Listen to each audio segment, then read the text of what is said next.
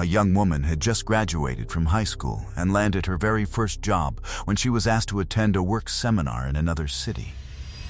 It was supposed to be the beginning of an exciting new chapter in her life, but she never arrived. As police began searching for her, they uncovered one disturbing clue after another and quickly realized something terrible had likely happened. Yet despite their efforts, the investigation proved far more difficult than anyone expected. It would take nearly 3 decades before detectives finally uncovered the truth. And even then, the outcome was far from what anyone had hoped for. Berit Lynn Beck was born on April 12, 1972, in the quiet town of Sturtevant, Wisconsin. It was a peaceful community where, as locals often said, nothing much ever happened. Crime was rare, life moved at a relaxed pace, and it was considered an ideal place to raise a family. Berit grew up there with her parents and younger brother. She attended the local schools, had plenty of friends, and was known for her kind and outgoing personality. Music was one of her greatest passions, and she spent years playing the violin in her school orchestra.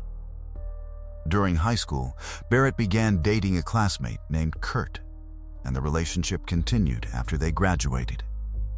By the summer of 1990, Berit was 18 years old and beginning to think seriously about her future. She planned to attend college, but hadn't yet decided exactly what career she wanted to pursue. One thing, however, was certain: whatever path she chose would somehow involve music. Before starting college, Berit accepted a job at the office of a large company to save money. In July, only weeks after graduating, she was selected to attend a 3-day computer training seminar in Appleton, Wisconsin, several hours away from home.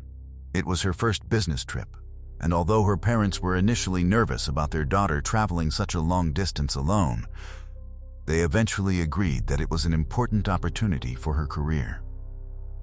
On the morning of July 17, they helped Berit pack the family van, wished her luck, and watched as she drove away. Before leaving, Berit promised she would call as soon as she checked into her hotel. As the afternoon turned into evening, however, the phone never rang. Already anxious about the trip, her parents became increasingly worried. The drive to Appleton should have taken only a few hours, so they called the hotel where Berit was supposed to be staying. To their shock, they were told she had never checked in. Desperate for answers, they contacted her coworkers, friends, and anyone else who might have seen her that day. But no one knew where she was. Even then, they tried to remain hopeful. Perhaps she had changed hotels or decided to stay with someone she knew. They convinced themselves to wait until morning, hoping everything would be explained. But when the seminar began and Berit failed to appear, they realized something was seriously wrong and contacted the police. Initially, investigators did very little. Since Berit was an adult and there was no immediate evidence of foul play, they simply issued a missing person bulletin and waited to see if she would turn up on her own. The entire day passed without any contact from Berit. She never called her family, never attended the seminar, and her van remained missing. Another day went by with no developments until July 19, when police received a report about an abandoned van parked outside a supermarket in the town of West Bend, roughly 65 miles from Berit's home. Officers confirmed it was the Beck family's vehicle and immediately began processing it for evidence. The doors were locked, and Berit was nowhere to be found. Inside, detectives discovered a receipt from a Walgreens directly across the street. The timestamp showed Berit had stopped there around noon on the day she disappeared. Employees remembered seeing her and said she appeared calm, was alone, and behaved completely normally. But the rest of the van told a much darker story. The stereo and radar detector had been stolen, suggesting robbery. Yet investigators quickly realized there was much more to the case. The interior was covered with cigarette ash, even though Berit had never smoked, indicating someone else had spent a significant amount of time inside the vehicle. Nearly all of Barrett's belongings remained inside. The red shirt she had been wearing when she left home was lying on the floor with part of it torn. The dress she intended to wear to the seminar was still there, along with her stockings, which had been tied into a knot.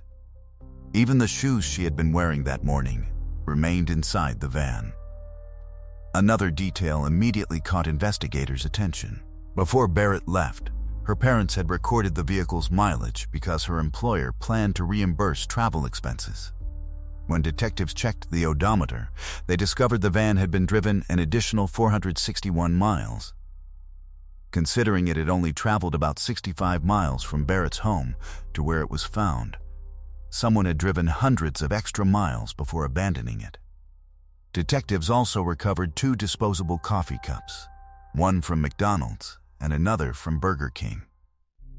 Since Barrett had likely driven only a short distance before disappearing, investigators found it unlikely she would have purchased coffee from both restaurants.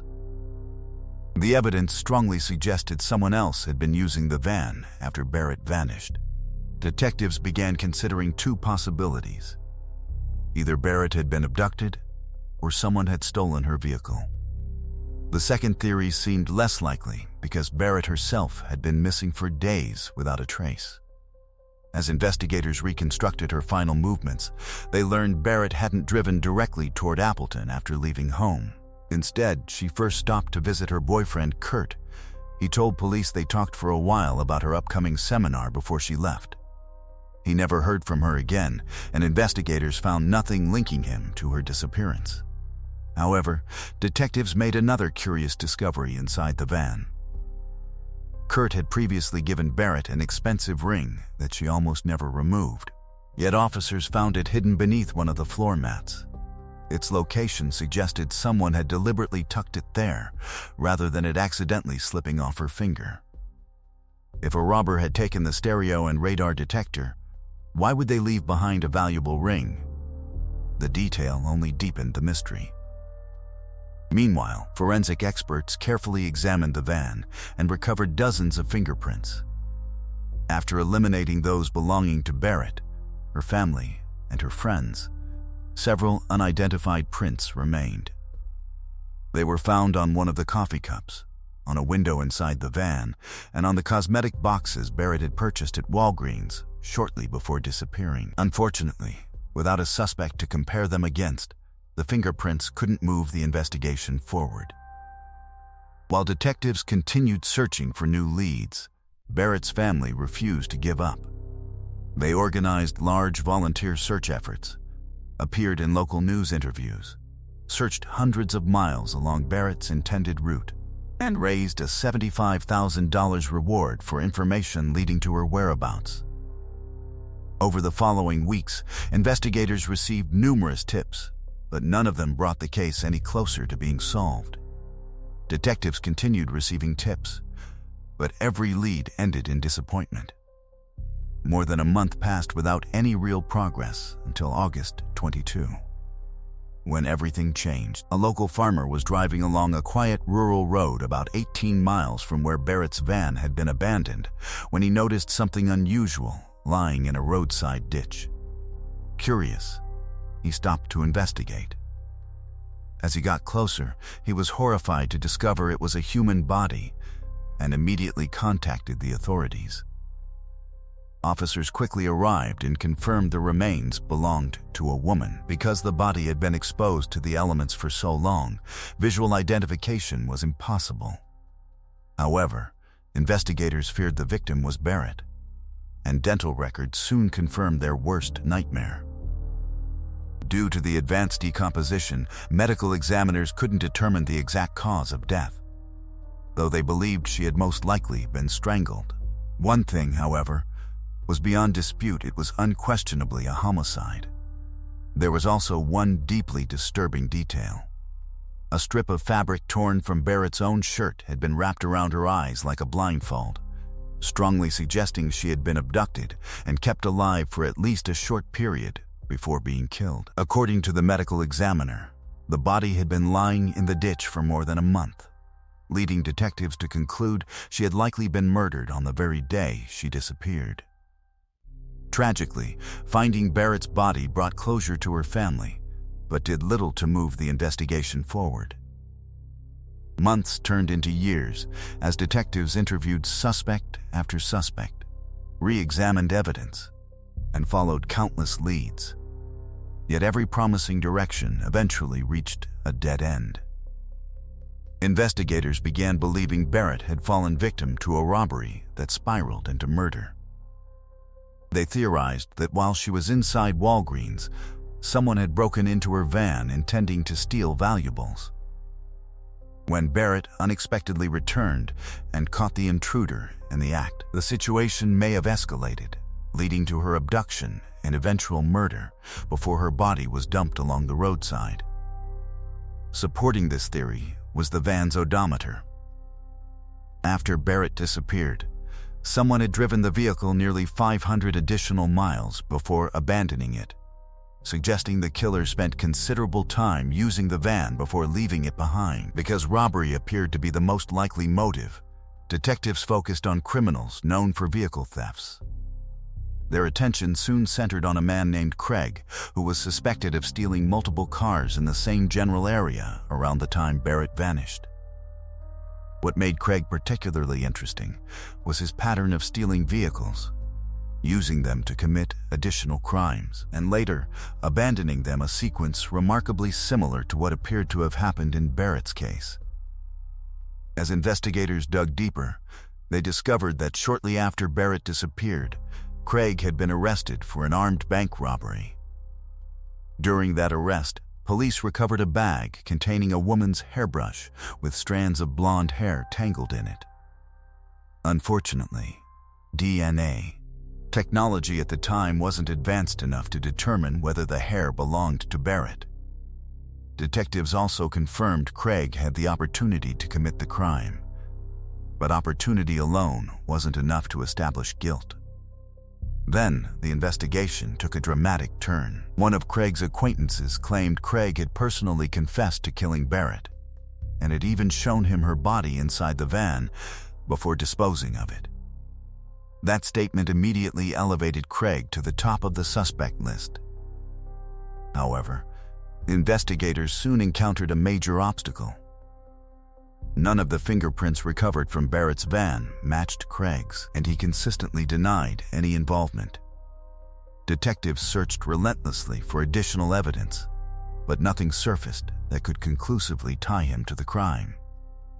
At one stage, prosecutors even considered charging Craig based largely on his acquaintance's testimony, but they ultimately decided the evidence was too weak to survive a trial. Craig remained the primary suspect for years, while investigators continued searching for anything that could finally prove his involvement. Yet decade after decade, the case remained unsolved. Everything changed in 2013 when the investigation was reassigned to a cold case unit for a complete review. As detectives carefully re-examined the evidence, they encountered an infuriating discovery. Several pieces of Barrett's clothing that should have been preserved had somehow disappeared despite being listed in official evidence records. Investigators concluded the items had most likely been accidentally discarded years earlier. Even so, the remaining evidence was sent for modern forensic testing. Investigators also ordered a fresh review of every fingerprint collected from the van. To their astonishment, they learned that during the previous 23 years, none of those fingerprints had ever been entered into a computerized database. They still existed only as paper records. Once they were finally digitized and uploaded, the breakthrough came almost immediately. A forensic analyst informed the lead detective that 5 fingerprints recovered from Barrett's van matched a man named Dennis Brandner. His name had never appeared anywhere in the original investigation. Detectives soon discovered Dennis had an extensive criminal history, explaining why his fingerprints were already stored in the national database. Earlier in life, he had served prison time for auto theft and had later been arrested for burglarizing a home.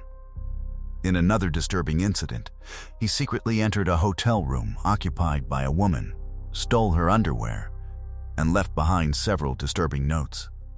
But one previous crime especially caught investigators' attention because of how closely it mirrored Barrett's disappearance. Dennis had once hidden inside his ex-wife's vehicle while she was at work. When she returned and got inside, he pulled out a knife and attempted to kidnap her. Fortunately, she managed to escape and reported him to police.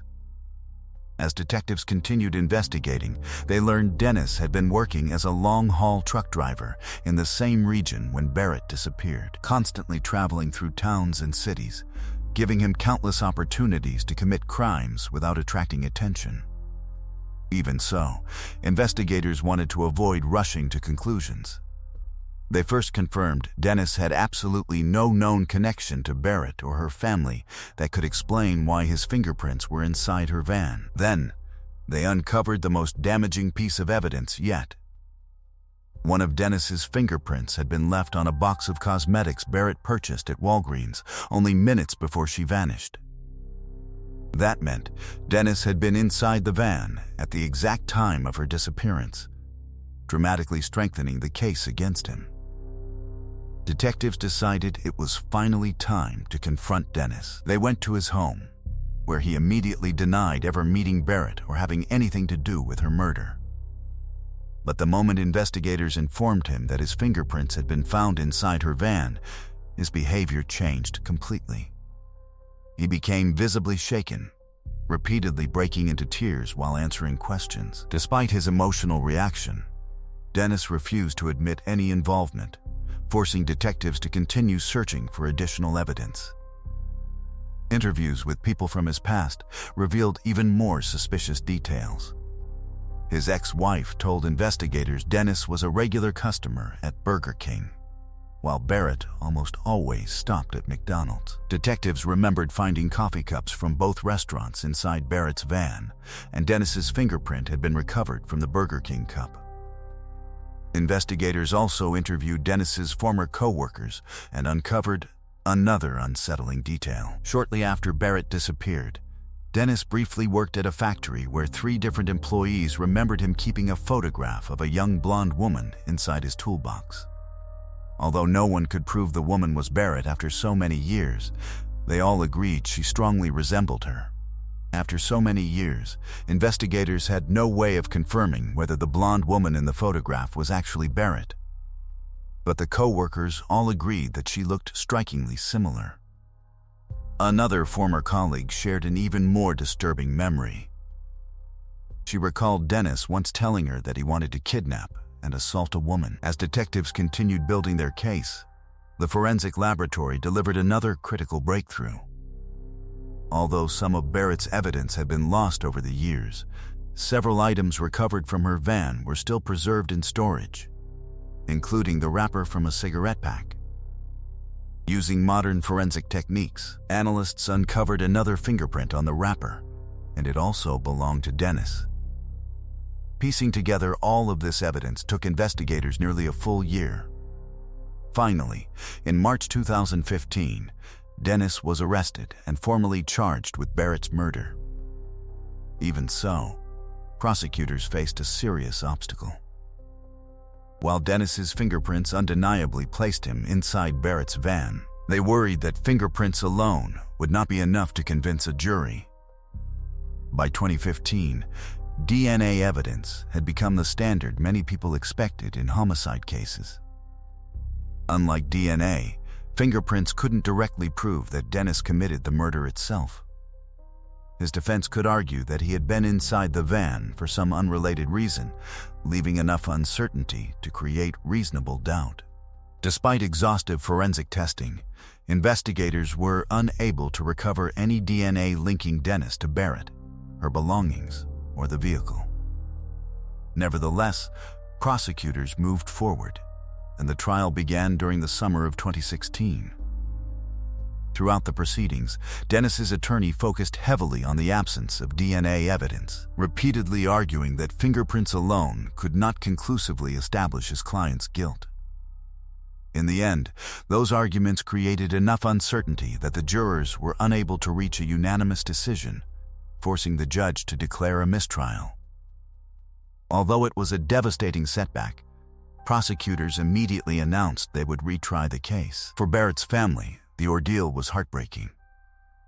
After spending 26 years wondering what had happened to their daughter, they now faced the possibility that the man investigators believed had murdered her might escape justice altogether. The second trial was scheduled for early 2018, but prosecutors encountered another difficult challenge. Their theory was that Dennis had abducted Barrett with the intention of sexually assaulting her before killing her. However, proving his exact intent beyond a reasonable doubt was extremely difficult, and the severity of any sentence depended on establishing that motive. Prosecutors realized that if the jury acquitted Dennis, double jeopardy laws would prevent him from ever being tried again for Barrett's murder. Faced with that risk, and after lengthy discussions with Barrett's family, they made the painful decision to offer Dennis a plea agreement. Under the deal, Dennis would plead guilty to second-degree manslaughter. Although it meant a much lighter sentence, it guaranteed he would be convicted, and the case would finally reach a legal conclusion after nearly 28 years. After consulting with his attorney, Dennis accepted the agreement.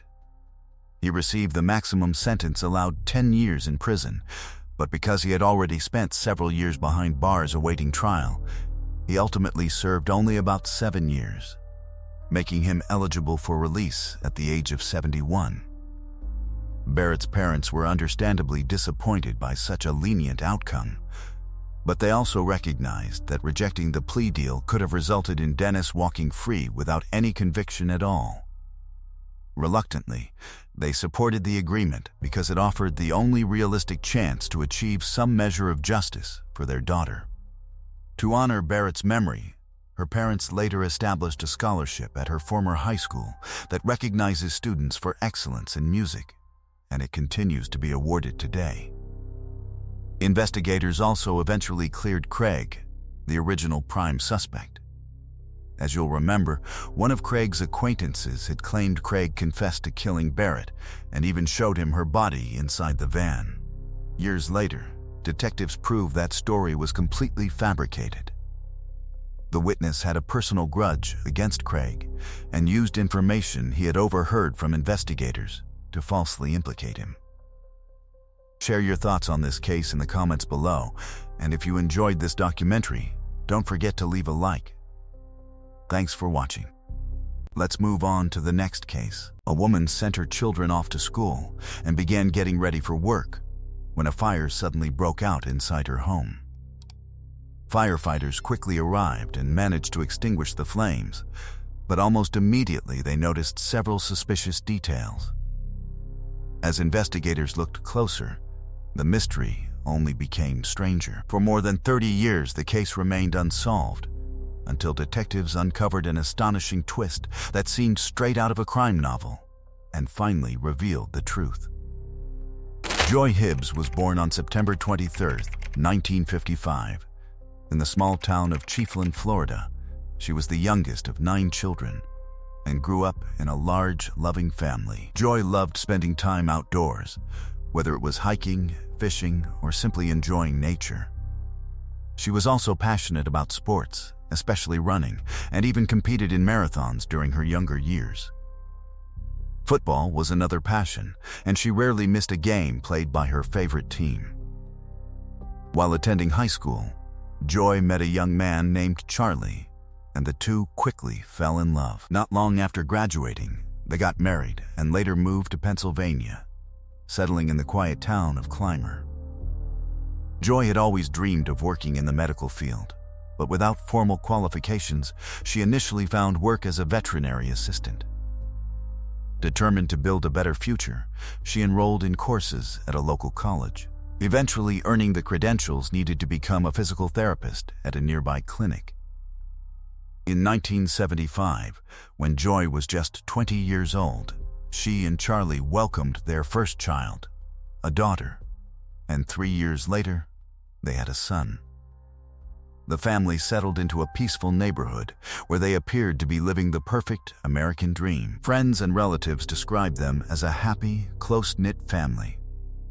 Everything changed on April 19, 1991. That day, 35-year-old Joy was scheduled to work the evening shift. After getting her children ready for school and saying goodbye to Charlie as he left for work, she spent the morning running errands, stopping at a grocery store before cashing a check at the bank. Around 1 p.m., her 12-year-old son David returned home from school and noticed his mother's car parked outside. Excited to show her the good grades he had received, he ran toward the house, but his excitement instantly turned to panic when he saw thick smoke pouring from inside. At first, he assumed something had accidentally been left on the stove, but the moment he opened the front door, he was met by flames spreading throughout the house. Desperate to save his mother, David tried to rush inside, but the intense heat and smoke forced him back. Neighbors quickly spotted the fire and called the fire department. Firefighters arrived within minutes and eventually brought the blaze under control. While searching through the damaged home, they discovered a badly burned body in the final room. Police and paramedics believed it was Joy, but because the remains were severely burned, they couldn't immediately confirm her identity, so the body was sent for examination. News of the tragedy spread rapidly throughout the community. Joy's daughter rushed home from school only to find her younger brother in tears, while Charlie collapsed after police informed him that a body had been found inside the house. As investigators searched for the cause of the fire, David blamed himself because his computer and several tangled electrical cords were plugged into a single outlet near his fish tank, and Joy's body had been found inside his bedroom. He feared his carelessness had somehow caused the fire while his mother tried to stop it. However, firefighters soon discovered evidence that completely changed the direction of the investigation. They determined the fire had started in 4 separate locations throughout the house, something virtually impossible in an accidental blaze.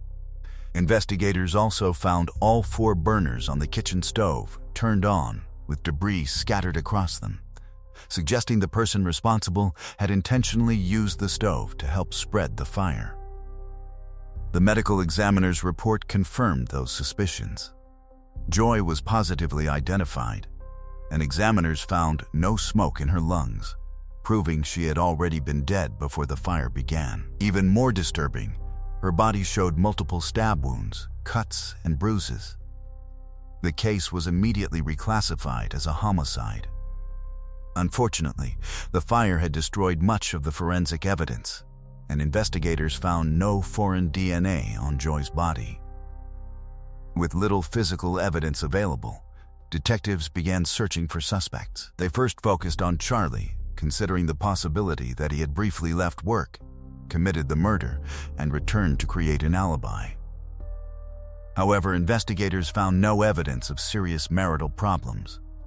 Friends, family, and neighbors consistently described the couple as happy, and Charlie appeared genuinely devastated by Joy's death, eventually leading detectives to look elsewhere. Police interviewed Joy's friends and co-workers, hoping to uncover a conflict or someone who might have wanted to harm her, but everyone described her as kind, caring, and well-liked. Detectives also explored the possibility of a robbery because Joy had cashed her paycheck that morning. Her wallet, found on the couch, was empty, and her purse had been dumped onto the kitchen floor as though someone had searched through it. At first, investigators believed someone may have followed her home from the bank, but that theory quickly weakened because nothing valuable besides the cash had been taken. Expensive belongings throughout the house were left untouched, making it seem far more likely that Joy had been specifically targeted. As detectives dug deeper, Joy's family revealed several disturbing incidents that had occurred in the months leading up to her murder. Someone had thrown a brick through their window, damaged the front door, and slashed the tires on Joy's car while it was parked outside. At the time, Joy and Charlie dismissed these acts as random vandalism, but after the murder, investigators became convinced they were connected. Detectives questioned neighbors, and although no one remembered seeing anything suspicious during those earlier incidents, several witnesses recalled noticing a blue Chevrolet Monte Carlo parked outside Joy's house shortly before the fire began. Unfortunately, none of the neighbors managed to see the driver or note the license plate of the mysterious car. When detectives questioned Joy's family, they received their first significant lead. Joy's son remembered that one of his mother's close friends, April, sometimes drove a similar blue Monte Carlo. As investigators looked further into her background, they learned that April and her husband Robert had once lived only a few houses away from Joy before financial hardship forced them to move. According to family members and neighbors, Joy and April had become close friends shortly after April's family arrived in the neighborhood. However, there was another side to April's home life. Robert had a reputation for being violent and hot-tempered, and many believed he regularly abused his wife. Because of this, April often sought refuge at Joy's home with her children whenever things became unbearable. Joy's son also recalled overhearing a heated phone conversation in which Robert shouted at his mother and even threatened her. That revelation immediately caught investigators' attention. A background check on Robert uncovered a lengthy criminal history, primarily involving drug-related offenses, making him an even stronger suspect.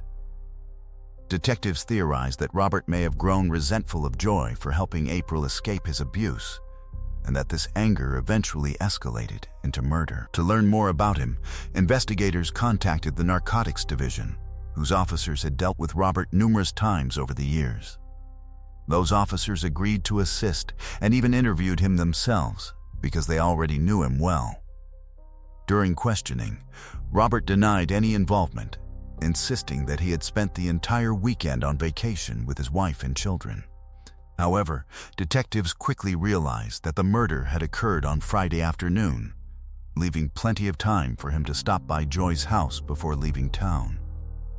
Investigators also noticed a fresh scratch on Robert's arm, which only fueled their suspicions. But he continued to deny any role in the crime. In the days that followed, Robert stopped cooperating altogether after consulting his attorney. He refused to take a polygraph examination and avoided any further contact with investigators. With no confession, detectives shifted their attention to finding physical evidence that could place him at the scene. They brought the neighbors who had reported seeing the blue Monte Carlo to Robert's residence, hoping they could identify his vehicle. Instead, they encountered another setback. Robert's Monte Carlo wasn't blue, it was black, and the witnesses confirmed it wasn't the same car they had seen outside Joy's home. Detectives also verified his alibi and confirmed that he and his family had checked into a hotel in another city later that Friday. In addition, phone records showed Robert had been speaking with one of April's friends around the same time Joy was believed to have been killed. With those findings, investigators were forced to back away from Robert as their primary suspect and once again search for new leads. They returned their attention to Joy's husband, Charlie, and this time uncovered an intriguing detail. Several of Joy's co-workers revealed that she had been receiving threatening phone calls before her death, and one colleague even suspected Charlie might have been the caller, although Joy had never confirmed it. Even so, Charlie had a solid alibi. Multiple co-workers verified that he was at work throughout the day, though detectives couldn't completely rule out the possibility that he had briefly left, committed the crime, and returned unnoticed. Over the following months, Charlie was questioned repeatedly and took several polygraph tests. Yet investigators found nothing that indicated he had murdered his wife. He had no criminal history, no record of domestic violence, and no known pattern of aggression toward Joy. Eventually, detectives concluded that his involvement seemed unlikely. With no strong suspects and no physical evidence pointing in any direction, the investigation gradually stalled. The case went cold, and every attempt to revive it over the following decades ended in another dead end. As the years passed, Joy's children grew into adults, but the mystery surrounding their mother's murder never stopped haunting them. Her son repeatedly urged authorities to reopen the investigation, only to be told that police still believed Charlie was responsible but lacked the evidence needed to prove it. Finally, In 2014, 23 years after Joy's death, the case was assigned to a cold case unit, where a new team of detectives began reviewing every piece of evidence from the beginning. It didn't take long for them to notice something unusual. Much of the original investigation involving Robert had been handled by the Narcotics Division rather than homicide detectives, an arrangement the new investigators considered both highly unusual and deeply unprofessional. Confused by this, they tracked down one of the detectives who had worked the case back in 1991. At first, the retired investigator refused to discuss the murder, but after repeated requests, he finally agreed to talk. What he revealed shocked the cold case team. He admitted that Robert had always been considered the most likely suspect, but from the very beginning, investigators had been quietly instructed to stay away from him. The retired detective explained that investigators had essentially been told to back off Robert and avoid aggressively pursuing him, because he was serving as a confidential informant for the Narcotics Division. While everyone involved knew Robert was an informant, the new detectives believed that facts should never have influenced a homicide investigation. As they dug deeper, they discovered Robert had been a crucial source in a major drug trafficking operation that authorities had spent years building, and the department feared that targeting him for murder could compromise the entire case. As a result, the original investigation into Robert's possible involvement had been little more than superficial. This revelation completely changed the direction of the cold case, and the new team immediately began building a fresh case against him. Although the original detectives had concluded that Robert had a solid alibi, the cold case unit refused to rely on decades-old reports and decided to verify every detail themselves. Their first step was tracking down April's friend, the woman Robert had supposedly called around the time of Joy's murder. She confirmed that the phone call had taken place, but revealed a crucial detail that investigators had overlooked years earlier. The call hadn't happened during the afternoon as originally documented, but much later in the evening. Detectives then re-interviewed witnesses who had reportedly seen Robert, April, and their children checking into a hotel. According to the original case file, the family had arrived shortly after lunch, but the witnesses now recalled that they actually checked in around 5 p.m., leaving Robert with more than enough time to commit the murder before leaving town. Investigators also questioned April again. By then, she and Robert had divorced, but she continued to stand by his alibi, insisting he had nothing to do with Joy's death. Despite repeated interviews, she refused to change her story, forcing detectives to continue searching for new evidence. The investigation stretched on for several more years until everything changed unexpectedly in 2016, when April voluntarily walked into the police station and asked to speak with detectives. She explained that a series of events in her personal life had finally convinced her she could no longer remain silent. April admitted she had lied about Robert's alibi for decades and revealed a completely different version of what happened. According to her, Robert came home on the day of the murder covered in blood. When she asked what had happened, he calmly replied, "I stabbed someone and set a house on fire." He then ordered her to pack the children because they were leaving for a weekend trip. As they drove to another city, Robert carried a large bag with him. During a stop at a park, he disappeared into the woods alone with the bag and returned a short time later without it. Only days later, after detectives arrived asking questions about Joy's death, did April realize exactly what had happened. She confronted Robert and begged him to confess, but instead he assaulted her and threatened to blame the murder on her if she ever spoke to police. Terrified for years, she kept silent until she finally found the courage to come forward. Her statement dramatically strengthened the investigation, but detectives still wanted independent evidence to support her account. They devised an undercover strategy and asked April to help. Police secretly equipped her with a recording device and staged a visit to her home, pretending to question her about Joy's murder. Immediately afterward, April called Robert and told him detectives had just questioned her and she didn't know what to do. Rather than encouraging her to cooperate, Robert urgently instructed her not to speak with investigators and to avoid answering any questions. His reaction sounded far more like someone trying to protect himself than an innocent man. Armed with the recording, prosecutors continued building their case, a process that took several more years. Finally, in May 2022, Robert was arrested and charged with Joy's murder. Although he continued denying any involvement, prosecutors believed they had assembled a powerful case, with April serving as the key witness. Then another dramatic twist emerged during the trial. Robert's own son took the stand and testified that his father had confessed to him. According to his testimony, shortly after speaking with April, Robert called him and explained that police were questioning his ex-wife and that he could be facing life in prison. He wanted to prepare his son for what might happen next, and during the conversation he began describing the crime. While he never directly said, "I killed Joy," he repeatedly made statements such as, "I think I did it," leaving little doubt about what he meant. The testimony further reinforced an already compelling case, but prosecutors still had to explain Robert's motive. Evidence showed he had been hostile toward Joy for years and had a long history of violence and criminal behavior. Investigators also believed he had stolen the cash Joy had withdrawn from the bank only hours before she was killed.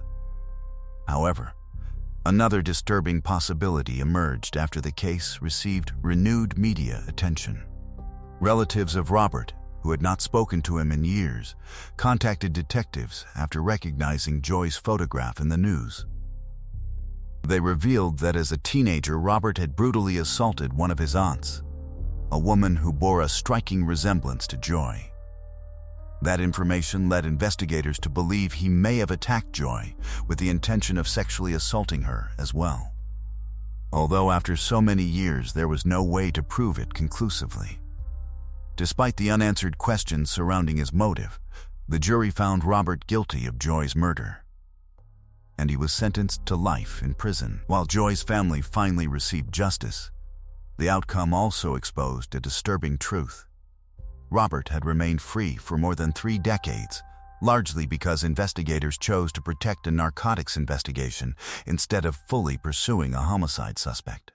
For Joy's loved ones, it meant her case had effectively been placed behind a drug trafficking operation. Even so, they expressed deep gratitude to the cold case detectives, whose persistence finally uncovered the truth. For Joy's son, who had spent years wondering whether his own father was responsible after early investigators planted that suspicion, the conviction finally brought the answers and closure his family had been seeking for over 30 years. Let's move on to the next case. A 19-year-old college student returned home one evening and suddenly stopped answering calls from her family. As concern quickly turned into panic, police launched an investigation that uncovered a trail of disturbing clues, bizarre evidence, and unanswered questions. For years, the mystery remained unsolved until investigators finally made a breakthrough that revealed a truth no one had expected. Carmen Van Huss was born on October 9, 1973, in Indianapolis, Indiana, where she grew up with her parents and 2 younger brothers. Although her parents eventually divorced, Carmen remained especially close to her father and spent a great deal of time with him throughout her childhood. She had a creative spirit from an early age and loved drawing, while her compassion for animals often led her to rescue stray cats she found wandering the streets. At one point, she even dreamed of becoming a veterinarian, but as she grew older, she decided to pursue her true passion, art. After graduating from high school, Carmen enrolled at Indiana University to study fine arts. To help pay her own expenses, she took a job at Pizza Hut, determined not to rely on her parents, who were already busy raising her younger brothers. Around the same time, she was dating a young man, and in October 1992, the couple rented their first apartment together in a complex close to her workplace. Carmen focused on balancing college, work, and building a future career in the arts. On March 22, 1993, 19-year-old Carmen spent the evening visiting her sick grandmother in the hospital alongside her father and one of her brothers. Afterward, she drove them home, and because it was already late and her apartment was located across town, her father suggested she spend the night at his house instead of driving back alone. Carmen appreciated the concern, but explained that she needed to do laundry so her Pizza Hut uniform would be ready for work the following day. She said goodbye to her family and headed home. 2 days later, one of Carmen's friends stopped by Pizza Hut, hoping to ask her for help getting a job there. To her surprise, Carmen wasn't working that day. The manager explained that she had also failed to show up for her previous shift. He had tried calling her several times, but never received an answer, and assumed she had simply quit without notice. Carmen's friend immediately found that hard to believe. She knew Carmen was dependable and had never mentioned wanting to leave her job. Concerned, she asked whether the restaurant had an emergency contact for Carmen's family. When Carmen was hired, she had listed her father's phone number, so the manager called him. Carmen's father explained that he had also tried reaching her the previous day, but assumed she had been busy at work when she didn't answer. Now, realizing she had missed work as well, he became deeply worried. Without wasting any time, he drove straight to her apartment complex to check on her. As soon as he arrived, he noticed his daughter's boyfriend's car parked outside. Carmen often drove the vehicle herself, and her purse was still sitting inside. Walking up to the apartment, he spotted a note taped to the door from the building manager, explaining that several neighbors had complained about loud noises coming from the apartment late at night, and asking the tenants to keep the volume down. He knocked repeatedly, but received no response. When he discovered the door was unlocked, he cautiously stepped inside and was met with a horrifying scene. Carmen was lying on the floor in a pool of blood, partially unclothed. Horrified, he rushed back outside and immediately called for an ambulance. When paramedics arrived, there was nothing they could do. Carmen had been dead for days. Authorities quickly realized they were dealing with a homicide, and detectives began processing the apartment while simultaneously interviewing neighbors. The note from the building manager immediately caught investigators' attention, prompting them to speak with him. He explained that several residents had complained about loud noises coming from Carmen's apartment during the night of March 22. According to witnesses, around 11:30 p.m., they heard Carmen return home, and she wasn't alone. A man accompanied her as they climbed the stairs to her third-floor apartment. Witnesses recalled hearing Carmen laughing, while the man's voice sounded calm and friendly. Everything seemed perfectly normal until roughly 1:30 a.m., when the atmosphere suddenly changed. Several neighbors heard Carmen shout, "Get away from me." Moments later, someone was heard running from the apartment, after which everything fell silent. Although the incident now sounded incredibly suspicious, none of the neighbors contacted police that night. Believing the man was simply Carmen's boyfriend and assuming the couple had argued, they merely reported the noise to the building manager the following morning. Based on these statements, detectives concluded that Carmen had most likely been murdered shortly after the neighbors heard her scream, nearly 2 full days before her body was discovered. Inside the apartment, investigators found empty food containers and several beer bottles, suggesting Carmen had willingly invited someone she knew inside and spent the evening eating and drinking with him. It appeared they had been together for several hours before the encounter suddenly turned violent. Detectives believed the attack occurred in the living room, where the two had been sitting together. The apartment showed obvious signs of a struggle, including an overturned table and pieces of Carmen's torn clothing scattered across the floor. Investigators also suspected that after the attack, the killer entered the kitchen to wash blood from his hands before fleeing the apartment. During the autopsy, medical examiners determined that Carmen had suffered more than. The autopsy revealed that Carmen had been stabbed more than 60 times with a sharp weapon. and investigators also noticed that one of her earrings was missing, leading them to believe the killer may have taken it as a souvenir. Medical examiners further confirmed that Carmen had been sexually assaulted, and they managed to recover biological evidence left behind by her attacker. Unfortunately, DNA technology in the early 1990s was still in its infancy, and the samples weren't sufficient to generate a usable profile. Investigators thoroughly examined every piece of evidence collected from the apartment, but failed to recover any fingerprints or additional DNA belonging to the killer. With no eyewitnesses, no forensic matches, and virtually no solid leads, detectives found themselves at a complete standstill. Since nothing valuable had been stolen from the apartment, they quickly ruled out robbery as a possible motive. Their first priority was to investigate Carmen's boyfriend and determine whether he could have been involved.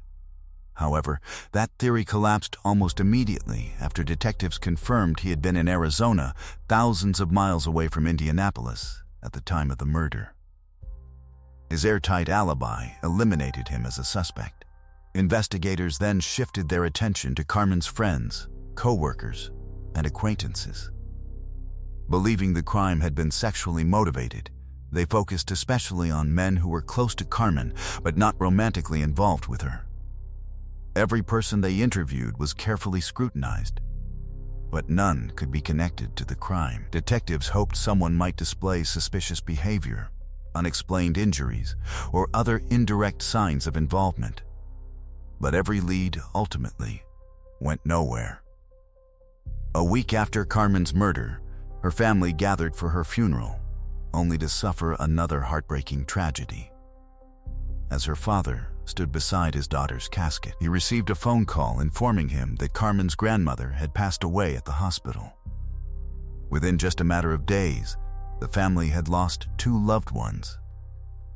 Already overwhelmed with grief, they were also facing serious financial difficulties and couldn't afford another funeral. Thankfully, friends and members of the community organized a fundraiser, allowing the family to cover the unexpected expenses. Over the following weeks, investigators worked tirelessly to generate new leads. They appealed to the public through newspapers and local television stations, asking anyone with information to come forward. Although numerous tips poured in, none brought detectives any closer to identifying Carmen's killer. Eventually, the investigation went cold. Every few years, detectives would revisit the evidence, hoping advances in technology or a fresh perspective might uncover something new, but every attempt ended in disappointment. Carmen's family, however, refused to give up. They remained in constant contact with investigators, continued giving interviews, and repeatedly pleaded with the public for information that might finally solve the case. Sadly, despite all their efforts, nothing changed. Carmen's father never truly recovered from the loss of his daughter. He devoted the remainder of his life to seeking justice for her until tragedy struck once again in 2002, when he was killed in a car accident. After his father's death, Carmen's younger brother Jimmy took it upon himself to continue the fight. He regularly contacted investigators hoping for updates, only to hear the same discouraging response each time there were still no new leads. This frustrating cycle continued for more than a decade, as detectives repeatedly hit dead ends. Everything changed in 2013, when Detective William Carter developed a personal interest in the case. Although Carter wasn't assigned to the homicide division and normally investigated completely different crimes, he had a passion for solving cold cases, and had even successfully solved one on his own time in the past. He reached out to Carmen's family and began reviewing the investigation during his personal hours, slowly working through the evidence over several months. One of the first things Carter requested was a fresh forensic examination of evidence recovered from Carmen's apartment, specifically searching for foreign DNA that earlier investigators might have missed. Experts re-examined several items taken from a trash bag and successfully recovered a small amount of genetic material. Unfortunately, the sample was incomplete, preventing them from identifying its owner. The only conclusion they could draw was that it belonged to a man. Undeterred, Carter pushed for another major breakthrough in 2015 by requesting modern DNA testing on the biological samples collected from Carmen's body during the original autopsy. He believed advances in forensic science could finally identify the killer. Instead, the laboratory returned with an astonishing result: the DNA belonged to a woman. Carter immediately realized something had gone terribly wrong. After investigating further, he discovered the laboratory had accidentally mixed up Carmen's evidence with DNA from another case. He requested the testing be repeated, but the laboratory refused, claiming it lacked the funding to perform another analysis despite admitting the mistake had been theirs. To make matters worse, the police department had already paid the lab $6,000 for the flawed testing and refused to authorize additional funding. Rather than accept defeat, Carter decided to take matters into his own hands. Convinced that a proper DNA analysis could finally solve the murder, he launched a public crowdfunding campaign to pay for the testing himself. To demonstrate his own commitment, he personally donated part of the required funds. The public response exceeded every expectation. Within just 7 hours, the fundraiser had already surpassed its goal. Carter announced that any extra donations would be added to the existing $10,000 reward for information leading to Carmen's killer. Everything appeared to be moving forward until, just 2 days after the campaign succeeded, Carter called Carmen's brother with unexpected news. He had been instructed to stop working on the case.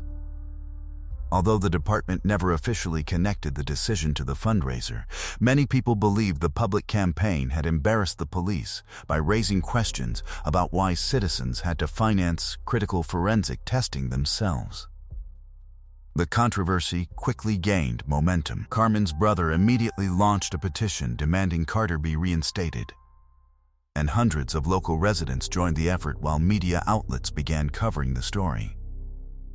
Public pressure became so intense that the police department was forced to hold a press conference that very same day. Officials claimed the entire situation had been misunderstood and insisted Carter had never actually been prohibited from working the case. To calm public criticism, they announced that all donations would be refunded and that the department itself would pay for the DNA testing. Carter was officially allowed to resume his investigation and immediately submitted the biological evidence for another analysis. This time, the laboratory tested the correct samples and successfully developed a complete DNA profile belonging to an unidentified male. Unfortunately, yet another obstacle emerged.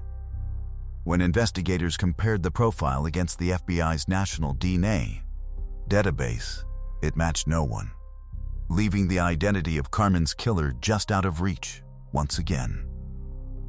A fresh detective took over the investigation and spent years looking into every man Carmen might have known, convinced her killer had been someone she trusted. Despite countless interviews and dead ends, he never managed to identify the man who had been with her that night.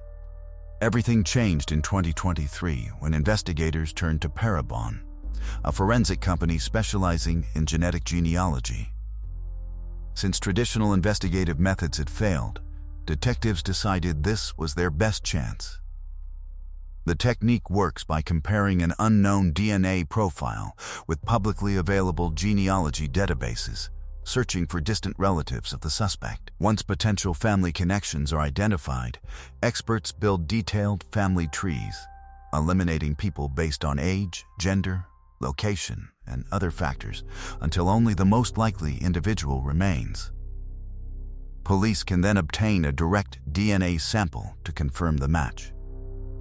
After several months of painstaking work, investigators identified a 52-year-old man named Dana Shepard. To their astonishment, Shepard hadn't just lived in the same apartment complex as Carmen. At the time of the murder, he had lived right next door. Although he had an extensive criminal record involving theft, carjacking, driving without a license, and other nonviolent offenses, his DNA had never been entered into the FBI's database, which explained why he had escaped detection for decades. Even more surprising, Shepard's name had never appeared anywhere in the original investigation. Detectives still don't know why he was never considered a suspect, but they believe the original investigators assumed the killer had fled the area after neighbors reported hearing someone running down the stairs, never imagining the murderer could have simply walked into the neighboring apartment. By the time genetic genealogy identified him, Shepard had relocated to Missouri, where he worked as a university janitor. Detectives traveled there with a court order requiring him to provide a DNA sample. When officers arrived at his home, Shepard reportedly became visibly shaken, but complied without resistance. Laboratory testing confirmed a perfect match with the DNA recovered from Carmen's body. In September 2024, Shepard was arrested and extradited to Indiana to face murder charges. Despite the overwhelming DNA evidence, he has continued to deny any involvement. The case has since moved to court, although the trial has not yet begun. Prosecutors believe they have a compelling case, arguing that Carmen knew Shepard well enough to invite him into her apartment for food and drinks that evening. Based on witness statements, investigators believe Shepard eventually made unwanted advances toward her, and when she rejected him, he attacked her with a knife.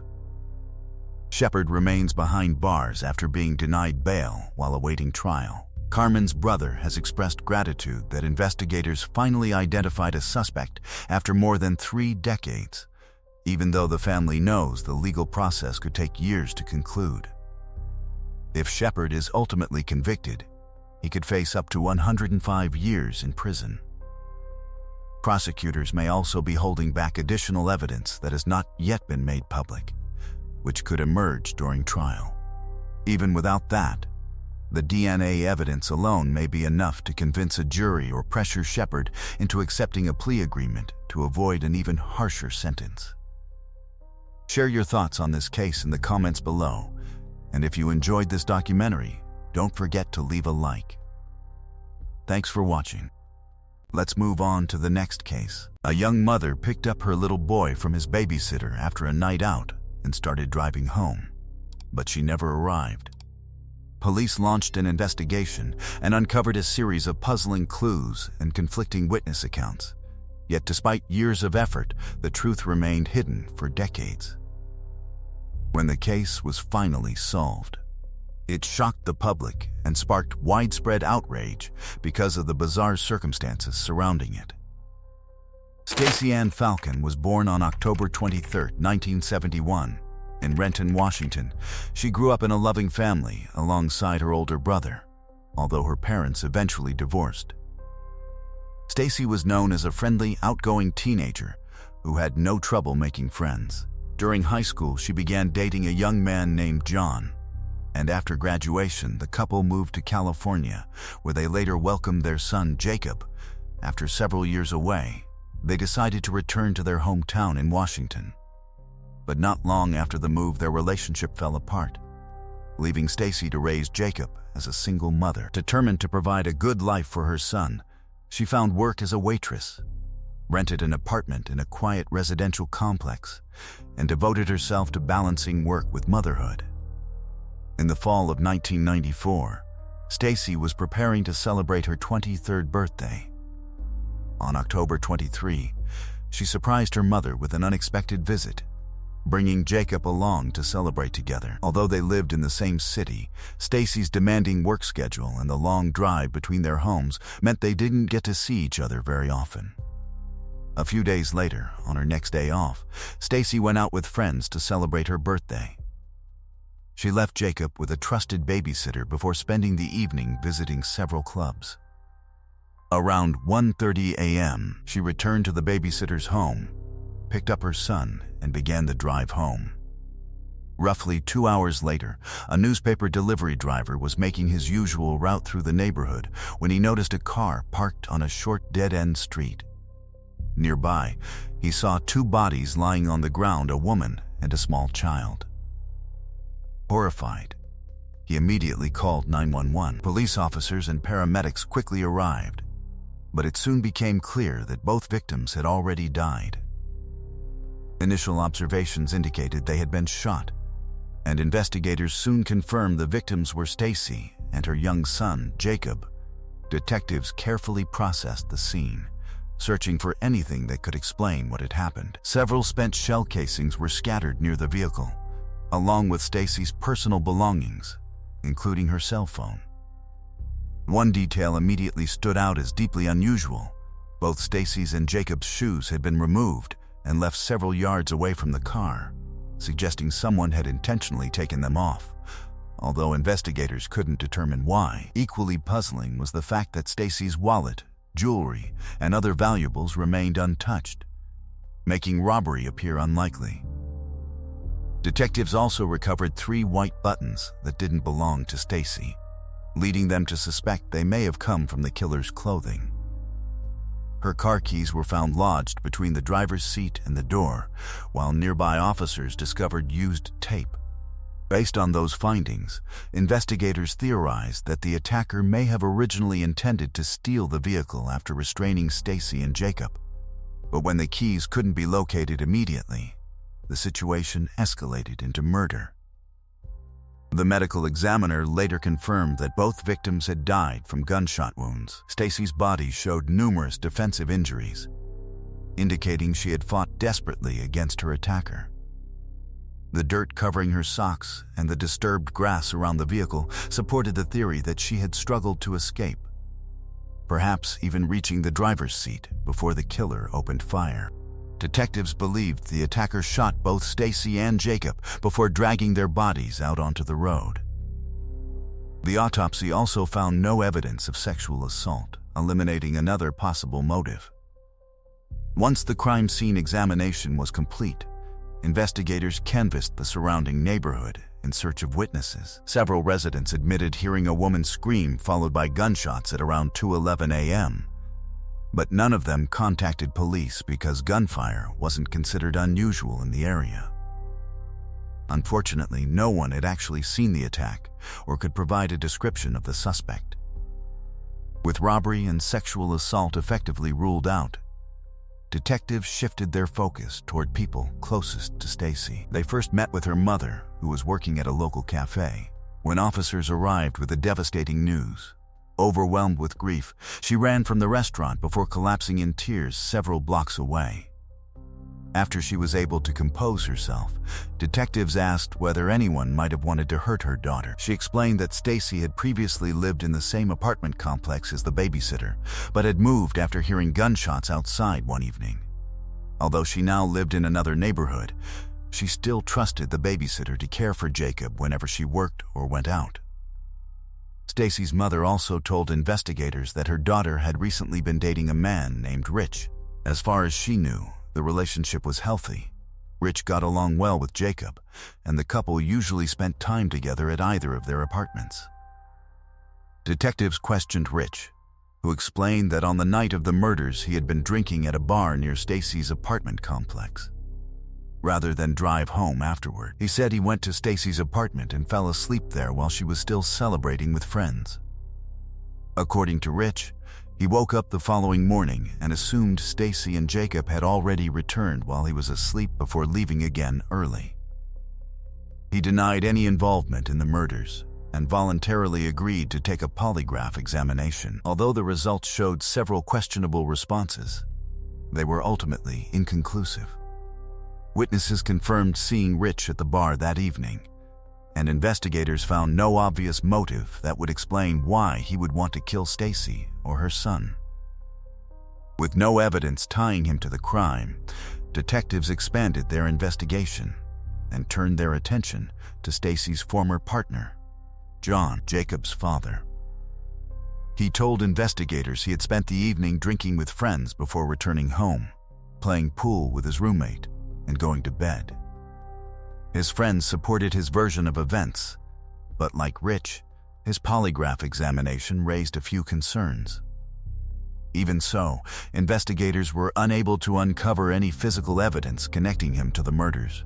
leaving the case with plenty of questions but very few answers. At first, forensic specialists carefully examined Stacy's car and every item recovered from the crime scene, but they found no foreign DNA or fingerprints that could identify the killer.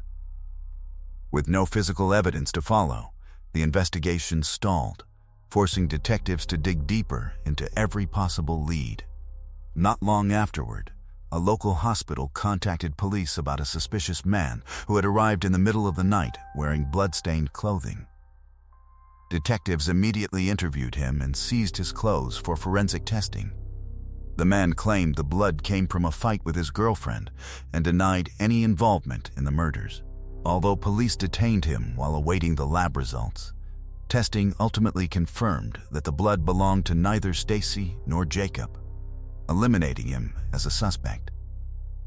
Sometime later, investigators discovered that before picking up her son, Stacy had stopped at a grocery store. Surveillance footage revealed her speaking with an unidentified man, but despite their efforts, detectives were unable to determine who he was, and the promising lead quickly went nowhere. Another clue surfaced when investigators reviewed Stacy's phone records and found that the last incoming call she received came from a man named Scott. When questioned, Scott explained that he had spent the night at home with his wife and children. He admitted that he and Stacy had briefly dated before she learned he was married, but insisted they had remained friends afterward. His wife confirmed his account, seemingly supporting his alibi. Still, detectives found certain aspects of Scott's relationship with Stacy unusual. Friends revealed that he had once left her a $100 tip while she was working at the cafe, a surprisingly generous amount considering he held a modest-paying job and supported a family. As investigators looked further into his background, they began suspecting he might have been involved in illegal drug activity. Although the theory was intriguing, it failed to produce any evidence connecting him to the murders, so Scott remained only a person of interest. Weeks passed with no meaningful progress until the investigation took another shocking turn. Just 2 weeks after Stacy and Jacob were killed, police discovered Scott's body stuffed inside the trunk of an abandoned vehicle. His brother told detectives that on the day Scott disappeared, he had planned to confront a man named Vince over an unpaid debt. The two brothers repaired cars on the side, and they had recently installed an expensive sound system in Vince's vehicle. But Vince had refused to pay for the work.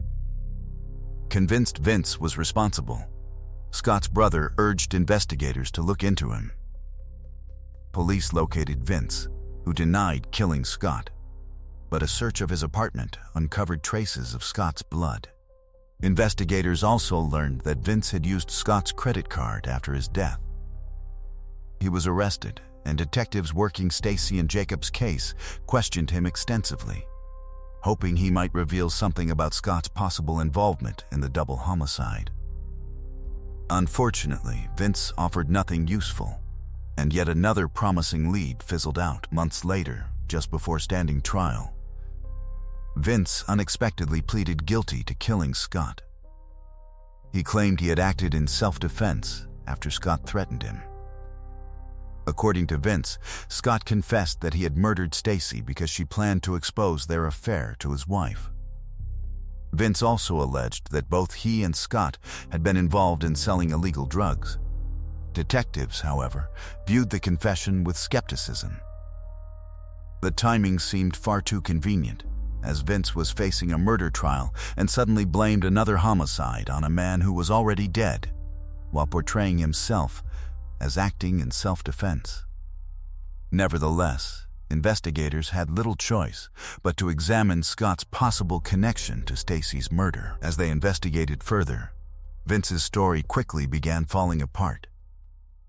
Scott's wife firmly insisted he had been home with her the night Stacy and Jacob were killed, and couldn't possibly have committed the murders. His brother also rejected the claim that Scott had been having an affair with Stacy, explaining that they were extremely close and Scott would never have hidden something so significant from him. He likewise denied that either of them had ever dealt illegal drugs. insisting they earned an honest living repairing vehicles. In the end, detectives concluded that Vince's version of events simply wasn't credible and appeared to be nothing more than an attempt to reduce his own responsibility for Scott's murder. With no reliable suspects left, the investigation gradually went cold. Years passed without meaningful progress, and the case was eventually shelved. The one person who refused to give up was Stacy's mother, who continued contacting investigators in hopes of finding answers. One by one, however, the detectives originally assigned to the case either retired or transferred to other departments. At one point, she was told the investigation would be handed over to Seattle's cold case unit, only to later discover that the unit had been dissolved because of budget cuts. In the early 2000s, detectives received another unexpected lead when an inmate contacted police claiming that an acquaintance named Charles had confessed to killing Stacy and Jacob. According to the informant, Charles had worked alongside Stacy at the same cafe, and the two were allegedly involved in selling illegal drugs. The inmate claimed Stacy had threatened to expose him, giving Charles a motive to silence her. Although detectives found the story difficult to believe, they had few other options and decided to investigate. They resubmitted all of the physical evidence for modern forensic testing, hoping advances in DNA technology might reveal something that had been missed years earlier. Unfortunately, the laboratory was overwhelmed with other cases, forcing investigators to wait nearly a year before receiving any results. Finally, in 2002, the long-awaited call arrived. Using advanced DNA analysis, forensic experts recovered genetic material from the gloves and duct tape collected at the crime scene and successfully identified a match. To everyone's surprise, the DNA did not belong to Charles. Instead, it matched a man named Jerome Jones, someone whose name had never appeared anywhere in the investigation. Detectives immediately began examining his background and uncovered an extensive criminal history stretching back to his teenage years, including arrests for robbery, assault, vehicle theft, and drug-related offenses. They also discovered that in 1995, only a year after Stacy and Jacob's murders, Jones and an accomplice had murdered a businessman outside his California home. In 1998, Jones was sentenced to life in prison for an unrelated murder. As detectives continued investigating Stacy's case, they uncovered another disturbing connection. In 1994, Jones had been living in the same apartment complex where Stacy had previously lived before moving away because of safety concerns, and where her babysitter still lived at the time of the murders. Even more unsettling, Jones had worked at the very nightclub where Stacy celebrated her birthday with friends on the night she was killed. Detectives traveled out of state to interview him in prison, but Jones denied any involvement and refused to cooperate during every subsequent interview. Despite his denials, forensic experts performed a direct DNA comparison and confirmed that the biological material recovered from the gloves and duct tape found at the crime scene belonged to Jones. However, investigators faced a major obstacle. DNA recovered from those items was considered only circumstantial evidence, and prosecutors believed it might not be enough to secure a conviction. Hoping to strengthen the case, detectives ordered new testing on biological samples collected from Stacy's body during the original autopsy, which had been carefully preserved in storage for years. This time, forensic experts made a major breakthrough. Biological material recovered from Stacy's mouth matched Jones's DNA, not only placing him at the crime scene, but also indicating that Stacy had been sexually assaulted before she was murdered. Shortly afterward, investigators made another critical discovery when Jones's DNA was also identified beneath Stacy's fingernails, providing yet another direct link connecting him to the crime. Armed with multiple DNA matches, detectives met with the district attorney to discuss filing murder charges. Unexpectedly, they encountered another setback. The district attorney believed the evidence still wasn't strong enough to conclusively prove Jones had committed the double homicide and requested that crime scene experts reconstruct the murders using the newly available forensic evidence, in hopes of establishing a clearer sequence of events. What happened afterward remains something of a mystery. It's unclear whether the reconstruction was ever completed, but for reasons that have never been fully explained, the investigation stalled once again. No charges were filed against Jones. Perhaps investigators felt less urgency because he was already serving a life sentence for another murder. Or perhaps they feared the available evidence still wouldn't guarantee a conviction. Whatever the reason, the case was quietly shelved despite several independent DNA matches pointing directly to Jones. Even more heartbreaking, detectives never informed Stacy's mother about any of these developments. For years, she had relentlessly contacted investigators searching for answers, unaware that police had already identified a suspect through DNA evidence. As time passed, the detectives assigned to the case changed, and she gradually lost contact with anyone familiar with the investigation. Determined not to give up, she began researching the case herself alongside her sister, spending years reviewing every available document and piece of information they could obtain. Their search continued for more than 15 years until tragedy struck again when her sister passed away in 2017. Even then, Stacy's mother refused to stop fighting for justice, but every attempt to move the case forward ended in disappointment. Then, in 2019, a Seattle journalist became interested in the forgotten investigation. After contacting Stacy's mother, he began conducting his own research and eventually uncovered something astonishing. More than 15 years earlier, police had already matched DNA recovered from Stacy's body to Jerome Jones. Shocked by the discovery, the journalist couldn't understand why prosecutors had never filed charges despite such compelling forensic evidence. When he shared the information with Stacy's mother, she was devastated. She had spent years desperately searching for answers, never knowing investigators already had a suspect connected to the murders through multiple DNA matches. Seeking answers, the journalist contacted one of the former detectives who had worked the case. The detective admitted that investigators considered the evidence too inconclusive at the time, and also acknowledged that he had been overwhelmed handling numerous investigations simultaneously. The journalist then questioned the district attorney, who replied that informing victims' families about developments in ongoing cases wasn't considered part of his responsibilities, so contacting Stacy's mother had never even occurred to him. Eventually, the journalist published a detailed investigation outlining everything he had uncovered. The article sparked widespread public outrage and immediately renewed attention on Stacy and Jacob's murders. When a new team of detectives reviewed the evidence left behind by previous investigators, they were stunned that no charges had ever been filed against Jerome Jones, despite the overwhelming DNA evidence. They immediately began preparing the case for prosecution. Around the same time, another alarming development increased the urgency. Jones, who was still serving his life sentence for another murder, was unexpectedly granted parole, even though he wasn't originally expected to be released until at least 2030. Faced with the possibility that he could soon walk free, detectives and prosecutors rushed to formally charge him before his release. By early 2022, prosecutors finally filed murder charges, and Jones was arrested immediately after leaving the California prison. He was extradited back to Washington, where he was placed in custody awaiting trial. Sadly, Stacy's mother never lived to see that day.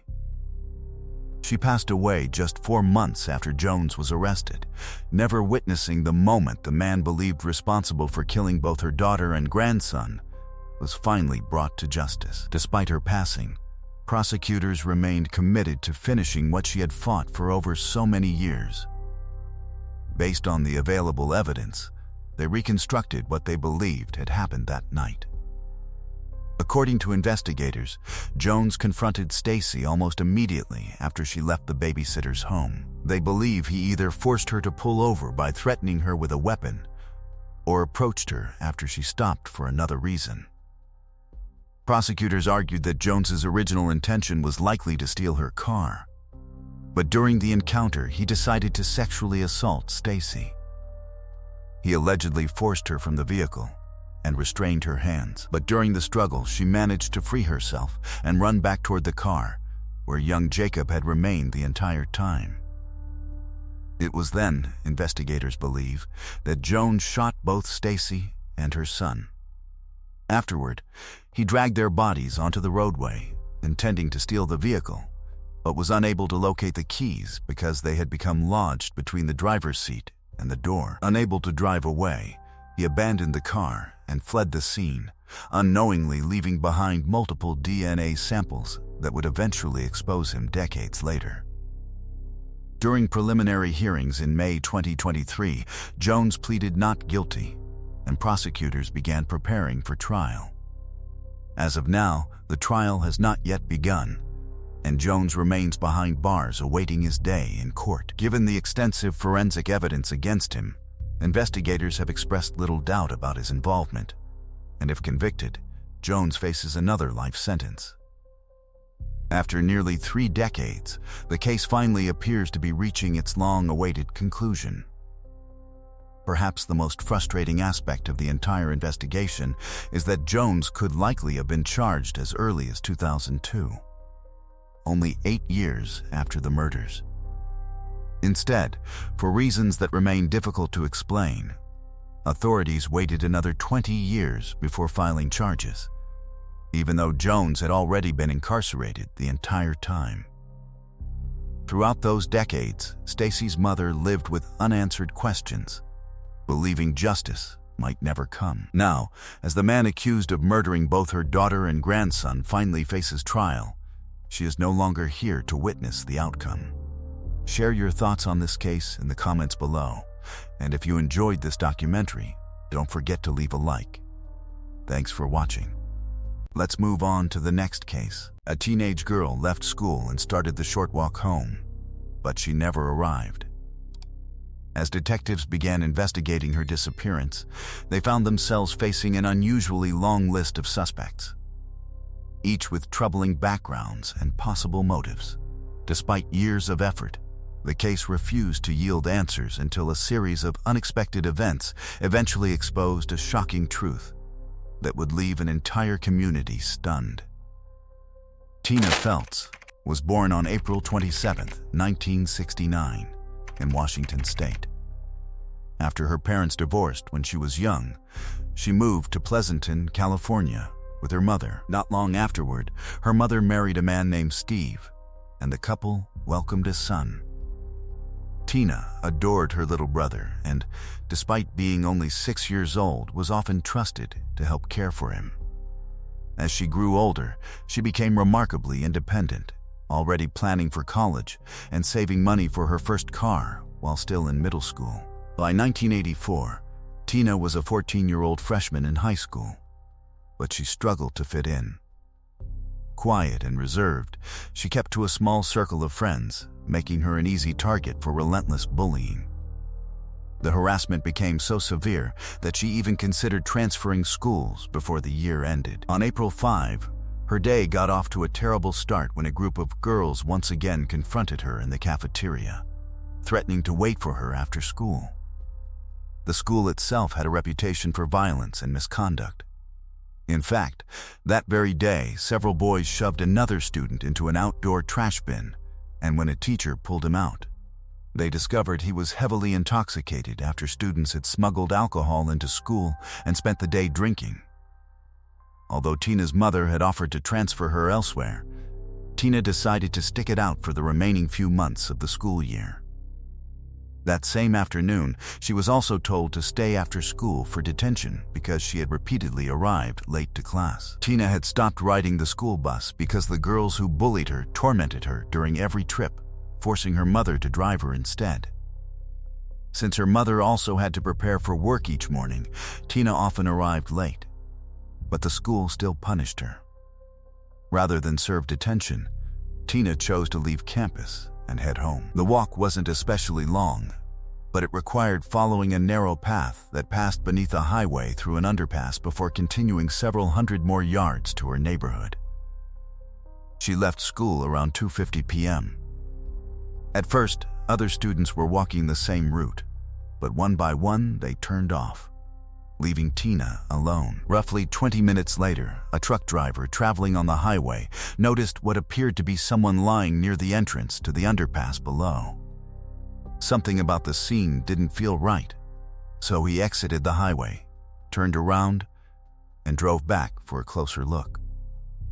When he realized it was a body, he immediately searched for the nearest payphone to contact authorities. Before reaching one, he spotted a police cruiser and flagged the officers down. Around the same time, police also received another report from students who had discovered the body while walking the path. Officers rushed to the scene and found a teenage girl who had been stabbed repeatedly. After securing the area, detectives began processing the crime scene. One of the first things they noticed was a backpack hanging from a nearby tree. Inside were identification documents confirming the victim was Tina. Unfortunately, the scene offered very few clues. Investigators collected several discarded cigarette butts and other scattered items, but none appeared connected to the crime. The murder weapon was nowhere to be found. After notifying Tina's mother, detectives confirmed that all of Tina's personal belongings were still accounted for, making robbery an unlikely motive. Medical examiners and forensic specialists also came up empty-handed. They determined Tina had suffered 44 stab wounds inflicted with what appeared to be a kitchen knife, but there was no evidence of sexual assault. Based on the sheer brutality of the attack and the lack of any apparent motive such as robbery, detectives concluded the killer likely knew Tina personally and acted out of intense hatred. Tina's mother immediately told investigators about the girls who had been bullying her, prompting police to investigate each of them. However, every one of those girls had remained at school serving detention that afternoon, and their alibis were confirmed by teachers. Shortly afterward, detectives received another promising lead when a student reported seeing one of his classmates, Jeff, running toward the underpass shortly after school ended. Investigators soon learned Jeff had a troubling reputation. He was considered one of the school's worst bullies, frequently harassing classmates, and several girls had accused him of inappropriate behavior. Even more concerning, he was known for carrying a pocket knife everywhere he went. When detectives questioned him, they noticed a fresh cut on one of his fingers. Jeff first claimed he had sliced it while cutting pizza at work, but later changed his story, saying he had injured himself while removing a vent cover. The conflicting explanations were enough for police to obtain a search warrant for his home. During the search, officers recovered 2 hunting knives, but laboratory testing found no traces of blood on either weapon. Jeff denied any involvement in Tina's murder, and with no physical evidence linking him to the crime, detectives had no grounds to arrest him. That became the biggest obstacle in the investigation. The crime scene had yielded virtually nothing that could identify the killer. No fingerprints, no personal belongings, and no biological evidence that could later benefit from advances in DNA technology. As a result, Jeff remained a person of interest, but investigators were forced to continue exploring every possible lead. Over the following weeks, police received countless tips, yet every one ultimately led nowhere. Students repeatedly accused classmates, and several teenagers even claimed to friends that they had committed the murder themselves. But when detectives questioned them, each admitted they had been making tasteless jokes and had nothing to do with the crime. With those leads exhausted, investigators shifted their attention to Tina's stepfather, hoping he might provide the breakthrough they desperately needed. They learned that he and Tina's mom had recently split up because he had started drinking heavily and acting aggressively. What's more, relatives and friends of Tina's mom told detectives that he had been physically abusive toward her, though the woman herself denied it. Despite their recent breakup, the man had been trying to reconcile. Just a few days before the murder, he had shown up at their house. Things escalated into another argument, and Tina had yelled at him to leave her mom alone. When detectives questioned him, the man claimed he'd been at work when the murder happened. His co-workers backed up his story, but then the detectives uncovered something fishy. After hearing about Tina's death, the man had taken a bus driven by an acquaintance to Tina's mom's house. The driver later told police that right before getting off, the man handed him a knife and asked him to hold on to it for a while. The police found this super suspicious, but the man insisted he just didn't think it was appropriate to show up at Tina's mom's house with a knife after her daughter had been killed with one. Detectives looked into his possible involvement a bit longer, but his alibi held up. So, eventually, they had to cross him off the suspect list. There was no progress in the case until 5 days later, when police suddenly got a new suspect. A young woman from a town called Felton, about 50 miles from Pleasanton, was walking through an underpass when she was attacked by a stranger. The man demanded she do whatever he said, threatening to kill her, but she managed to break free and run away, immediately reporting the attack to the police. Detectives on Tina's case immediately noticed that this attack bore a chilling resemblance to her murder. Eventually, they tracked down and arrested the attacker, a 23-year-old man named Walter. Digging into his past, investigators discovered Walter had been living in Pleasanton at the time of Tina's murder and moved away right after it happened. They also learned that on the day Tina was killed, Walter had visited his grandmother and acted strangely. He was visibly upset, telling her he didn't like where his life was going. After his arrest in Felton, police got a warrant to search Walter's home. Inside, they found blood-stained clothes and 2 knives also covered in blood. But when the evidence went to the lab, there was a twist. The blood came from animals, not humans. Detectives kept pushing to tie Walter to Tina's murder, but nothing stuck. They eventually moved on to other leads, though Walter remained a person of interest in the case.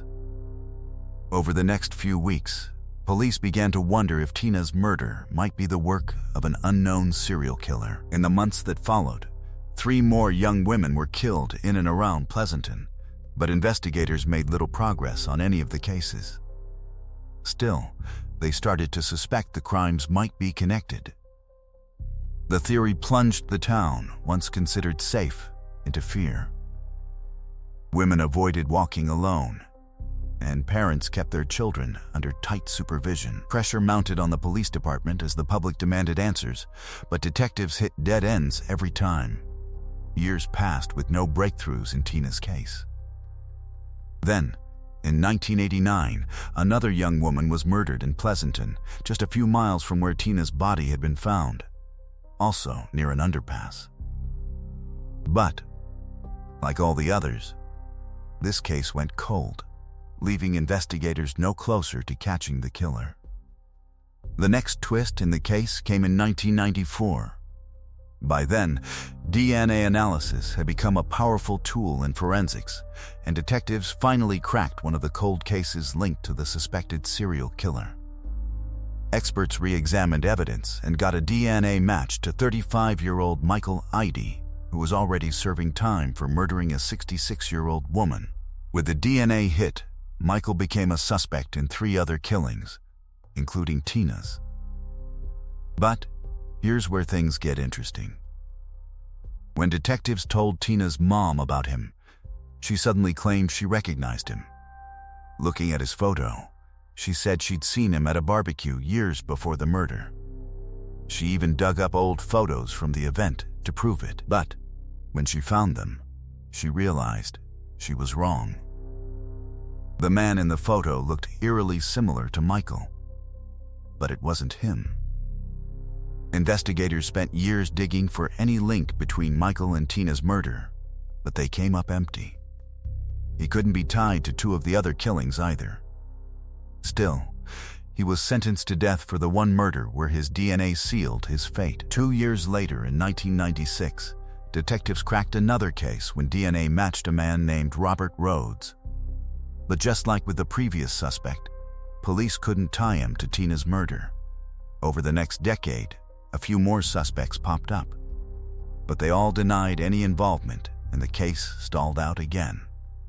Then, in 2007, Detective Dana Savage decided to take a fresh look.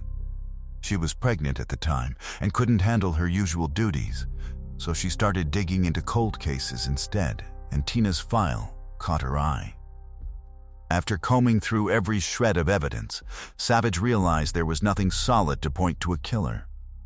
But one odd detail stuck with her: Tina's bag hanging in that tree. She knew there was no way Tina could have thrown it up there herself during the attack. This meant the killer had to have done it. By 2007, DNA technology had advanced enough that Savage decided to take a bold step. She sent the bag to the lab, thinking that the killer might have cut himself with his own knife during the frenzied attack, especially since Tina had been stabbed 44 times. If he was bleeding, even a tiny drop could have ended up on the bag when he tossed it into the tree. But their local lab didn't have the tools to detect such old and tiny traces of blood. So, the bag was shipped off to the FBI's lab, where it sat waiting for years.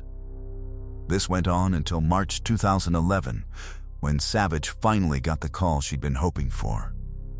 FBI experts told her they'd found microscopic traces of blood on the bag and extracted a DNA profile from it. But that wasn't all. When investigators entered the DNA profile into the national database, they finally got the breakthrough they had been waiting for. The blood found on Tina's purse matched a man named Stephen Carlson. Detective Savage was stunned by the result. She had spent years believing two completely different suspects, both already serving prison sentences, were the most likely killers. Carlson, however, wasn't a new name.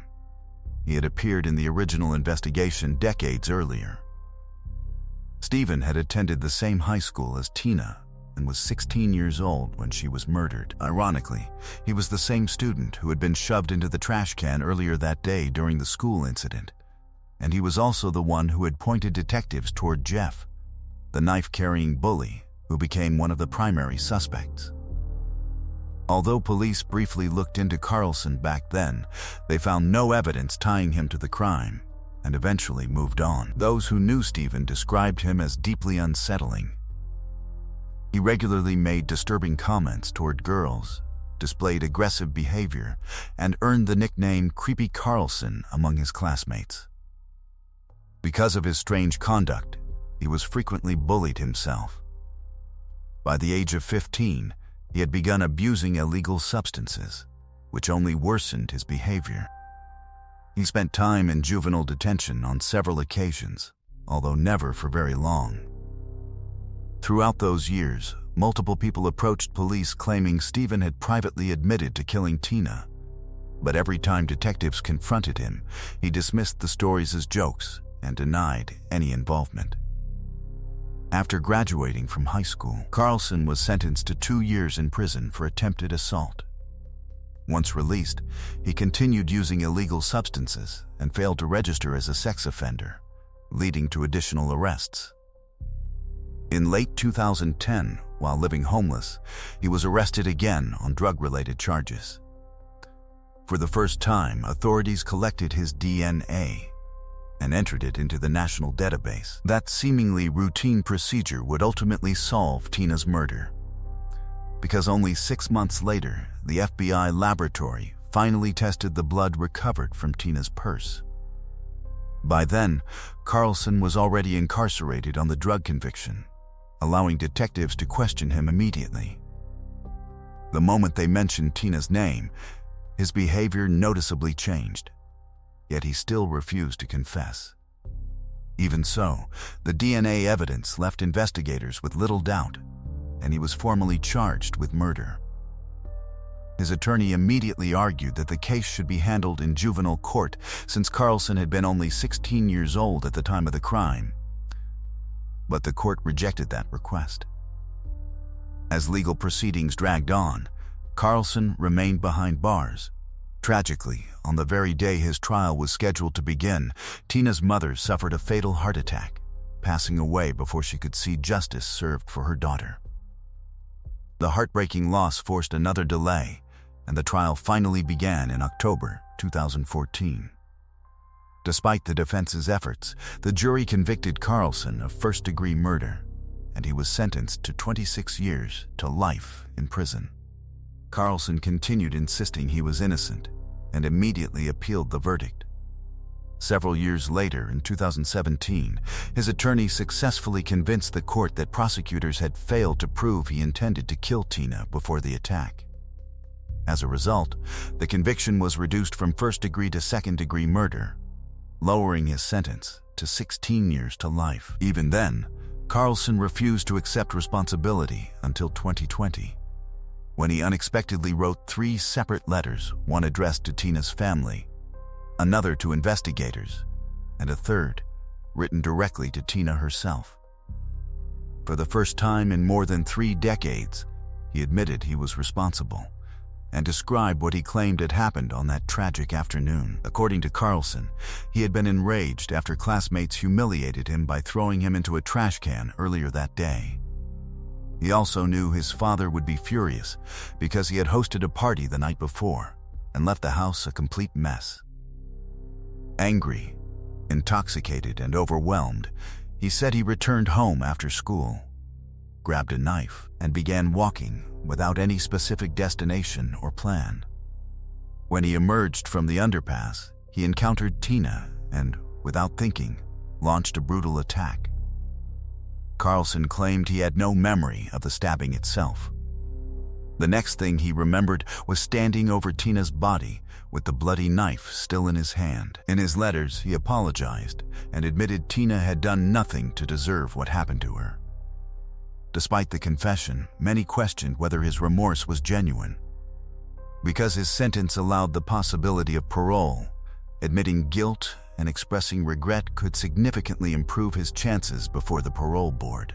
Prisoners who continue denying responsibility rarely receive parole, leading many to suspect Carlson's confession was motivated more by self-interest than genuine remorse. Whatever his intentions, the parole board denied his request, and he remains incarcerated today, although he will have future opportunities to apply again. Following Carlson's arrest, numerous former classmates came forward, saying they had always suspected him, even while police focused on other, seemingly stronger suspects. Many students had avoided him throughout high school because of his disturbing behavior, yet their suspicions alone never solved the case. In the end, it was modern DNA technology, combined with Detective Savage's determination to reopen the investigation, that finally identified Tina's killer. Ironically, if Carlson hadn't been arrested on drug charges in 2010, his DNA would never have entered the national database. Even if investigators had tested the blood on Tina's purse years earlier, it likely would not have matched anyone. That routine DNA collection ultimately sealed Carlson's fate and finally brought answers after decades of uncertainty. Otherwise, he might have remained free, and Tina Feltz's murder could have remained unsolved forever. Share your thoughts on this case in the comments below, and if you enjoyed this video, don't forget to leave a like. Thanks for watching. Let's move on to the next case. A woman failed to arrive at work one morning, and before long, police were called in. From the very beginning, detectives found themselves at a standstill. The scene was filled with evidence, yet none of it pointed them toward a clear suspect, and the investigation remained unsolved for years. But when the mystery was finally unraveled, the truth was so unbelievable that it stunned everyone involved. Leslie Jennings was born on October 5, 1952, in Rhode Island. She grew up as one of 8 siblings, and because her father served in the military, the family relocated frequently throughout her childhood. When Leslie was 12, they settled in Pensacola, Florida, where she completed high school. She later attended the University of Florida, pursuing a degree in journalism. and it was there that she met a young man named Carl. In 1974, at the age of 22, Leslie married him, and 3 years later they welcomed their daughter, Lauren. Eventually, the family moved to Chevy Chase, a quiet suburb just outside Washington, D.C., where Leslie began working at an advertising agency. Over the years, she built a peaceful and predictable life. On the morning of May 2, 2001, 48-year-old Leslie was expected to arrive at work by 10 a.m., but she never came. By around 10:30, her manager became concerned. Leslie had always been dependable and had never missed work without notifying anyone. He checked the emergency contact list and called her daughter. But Lauren was away at college and hadn't spoken to her mother that morning. With no answers, the manager reached out to Leslie's husband. Carl said he had left home around 7:30 a.m. while Leslie was still getting ready. Normally, she would leave shortly afterward, walk to the bus stop, and take the bus into Washington, a commute that usually lasted about an hour. By then, she should have already been at the office. Carl tried calling the house, but no one answered. Fearing that something was wrong, he immediately drove home, while Leslie's boss did the same out of growing concern. They arrived at the house at roughly 11:30 a.m. and stepped inside. Almost immediately, they noticed the front door was unlocked, and the house was eerily quiet. As they moved farther in, they spotted what looked like blood smeared along the hallway walls, with bloody footprints leading across the floor. Leslie's boss quickly dialed 911 while Carl searched the home. He found their dog locked inside the basement, but Leslie was nowhere to be found. The dispatcher instructed both men to leave the house immediately to avoid contaminating any evidence, and they waited outside with the dog until officers arrived.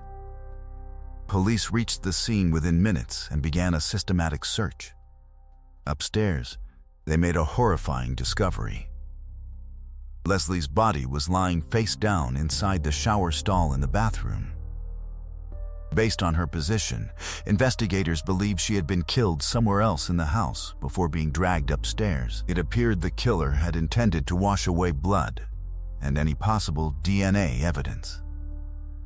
Crime scene investigators also noticed clear signs that someone had attempted to clean blood from the hallway and nearby floor. Additional bloodstains were found in the kitchen sink, downstairs bathroom, and even on the trash can, showing that the killer had remained inside the house after the attack, trying to erase the evidence. But considering the sheer amount of blood left behind, the cleanup effort had clearly failed. One detail especially caught investigators' attention. Cleaning chemicals had been used throughout the scene, yet none of those products belonged in the house. That suggested the attacker had brought them along, indicating the cleanup had been planned in advance. Despite all of these suspicious findings, the local police department initially decided there wasn't enough evidence to officially rule the case a homicide. Instead, they waited for the medical examiner's report, leaving open the possibility that Leslie's death had somehow been accidental. One theory suggested she might have slipped while cleaning the bathroom, although that explanation didn't fit the physical evidence. Because of that decision, the home wasn't processed with the urgency of a murder scene. Critical evidence was overlooked, including blood found on a doorframe that investigators never bothered to swab. Meanwhile, news of Leslie's death spread rapidly through the community, leaving residents stunned. Chevy Chase was known as one of the safest communities in the country, where murders were almost unheard of. As days passed without answers, the lack of information from investigators only deepened the fear and uncertainty. 2 days later, the autopsy results finally arrived and erased any remaining doubt. Leslie had been murdered. She suffered 7 separate head wounds caused by repeated impacts against a hard object with sharp edges. Investigators later matched those injuries to the sharp corners of the hallway baseboards, concluding that the attacker had knocked her to the ground before repeatedly slamming her head into them. Her body also showed numerous abrasions from a violent struggle, along with unmistakable signs of strangulation. The findings confirmed what detectives had suspected from the beginning. Leslie had been attacked and killed in the hallway before her body was dragged upstairs in an attempt to destroy the evidence. Forensic teams collected every blood sample they could find throughout the home and sent them for DNA testing. With the case now officially classified as a homicide, detectives launched a full-scale investigation. While waiting for the lab results, they interviewed Leslie's family, friends, and co-workers. No one could think of anyone who might have wanted to harm her. She was well-liked, avoided conflict, and had no known enemies. As with most investigations, detectives first examined her husband, Carl. He repeated that he had left for work around 7:30 that morning, and a neighbor confirmed seeing him drive away after waving towards someone standing at the window. His co-workers also verified that he arrived at work on time and remained there until he received the phone call from Leslie's boss. Unless he had somehow killed her before leaving the house, his timeline appeared to hold up. Detectives also noticed he had no cuts, bruises, or scratches, injuries they would have expected considering the defensive wounds Leslie suffered during the attack. On top of that, everyone who knew the couple described their marriage as loving, stable, and free of any serious problems. A short time later, the lab results came back. Forensics had identified foreign DNA mixed with Leslie's blood in 3 different spots throughout the house. They also found bits of skin under her fingernails, pointing to the same unknown individual. The problem was the DNA didn't match anyone in the database. Testing against Carl's DNA also came back negative. Detectives went on to collect samples from several other men who knew Leslie, but none of those were a match either. There were no other solid leads at the crime scene, and detectives quickly hit a wall. They tried piecing together a timeline and realized the killer had just a little over 2 hours to break into the house, carry out the murder, attempt a cleanup, and then get away. Since the blood hadn't been fully washed off, investigators even considered the possibility that the killer might still have been inside when Carl and Leslie's boss showed up. Maybe he spotted them through a window and slipped out the back door before they came in. With no real evidence or motive to go on, police started looking into whether Leslie's case could be tied to a string of burglaries in the area.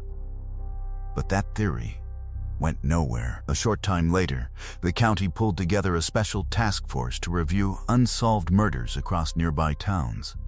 There were 6 in total, and investigators thought they might be connected. In the end, though, that link was ruled out. For months after, the case went nowhere. Detectives kept running down different suspects, but every lead fizzled out. One of the biggest problems was motive. The killer hadn't stolen anything valuable from the house, and there was no sign of personal grudges. Leslie simply didn't have enemies. To detectives, it all looked like a completely random killing, a crime with no real sense behind it. From that point on, the case went cold for years, and detectives made no progress toward an arrest. Some people still believed the killer had to be Carl, that somehow he'd managed to outsmart investigators and walk away free. But Leslie's daughter never once believed her father was guilty. She stood by him through it all. That continued until 2017, when Carl passed away of natural causes.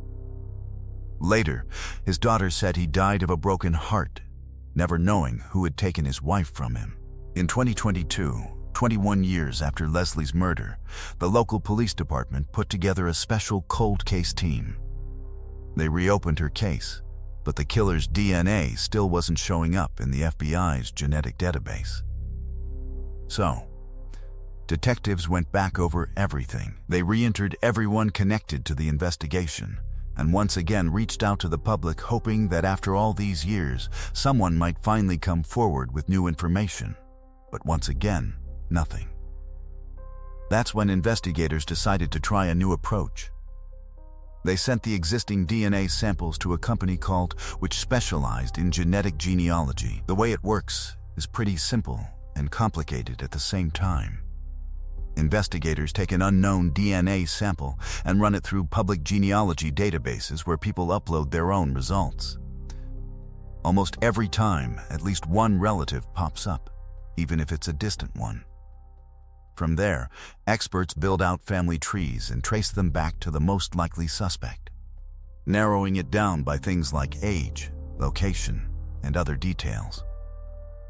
The experts at Aram got to work, and before long they managed to identify a relative of the killer, a man living in Romania. The connection turned out to be pretty distant. So, it took another 2 years of digging through family trees before they finally got close to a real suspect. By 2024, they had zeroed in on a family that had been living in Leslie's town at the time of the murder. Their last name was Glee. And the moment detectives heard it, they realized it wasn't unfamiliar. Looking back through the old case files, they found a tip that had come in nearly a year after the murder, pointing directly at a man named Eugene Gligor, a former neighbor. But that wasn't all. Detectives also discovered that Eugene had once dated the victim's daughter, Lauren. The two had been together for about 5 years. They first met in high school when they were both 15. Eugene lived just a 10-minute walk from Lauren's house, and he spent a lot of time there. Leslie thought he was a great guy, but Lauren's father never trusted him. He always said there was something off about Eugene, though he could never quite explain what it was. When they turned 20 and Lauren left for college, the relationship started to fizzle out, and eventually they broke up. It was a clean break. Eugene didn't seem bitter or angry, and from that point on, Lauren barely stayed in touch with him. Over the years, though, Eugene racked up a string of arrests for illegal weapons possession, theft, and drunk driving. What made it strange was that he came from a well-off family and didn't need to steal cheap things from other people's homes. Still, none of those charges were serious enough to require him to submit a DNA sample, which explained why his profile was never in the FBI database. There was also another troubling incident that dated back to when Eugene and Lauren were 16. A woman had been attacked by a teenager, and she gave police a description that closely matched Eugene. He denied it, and none of his friends could imagine him doing something like that. In fact, Lauren and one of her friends even went down to the police station themselves to vouch for him, insisting he was completely harmless. At the time of Leslie's murder, Eugene was just 21. Detectives also uncovered another interesting detail. Only 2 months after the killing, he and his mother moved to Washington, D.C.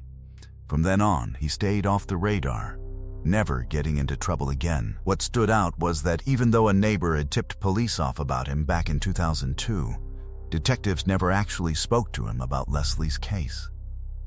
But now, with his name flagged by the genealogical search, Eugene instantly became their prime suspect.